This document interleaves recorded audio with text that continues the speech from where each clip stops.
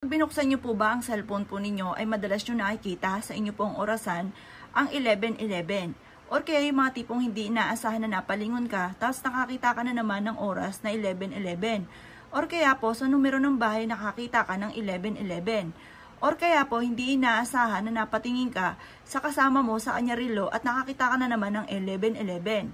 Alam niyo po ba kung anong ibig sabihin po niyan? Kapag ikinakakita ng ganyan, ng tipong hindi nyo inaasahan at hindi nyo inaantabayan na ng oras, magwi-wish ka kaagad. Sabihin nyo po, money, money, come to me. Money, money, come to me. Money, money, come to me. 3 beses nyo itong babanggitin.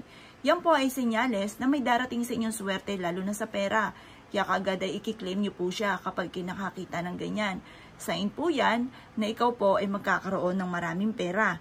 Or kaya po hindi laging ganyan ang takbo ng inyo pong pamumuhay dahil may darating sa inyong biyaya na maaring ikakayaman po ninyo.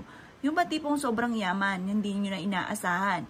At yung ba tipo na hindi mo na kailangang mag-isip na mga kakainin sa araw-araw or kung paano ka makakabayad sa mga pagkakautang dahil sa sobrang yaman ninyo ay hindi ka na kailanman uutang pa. At laging cash ang inyo pong mga bibiling gamit mga bossing.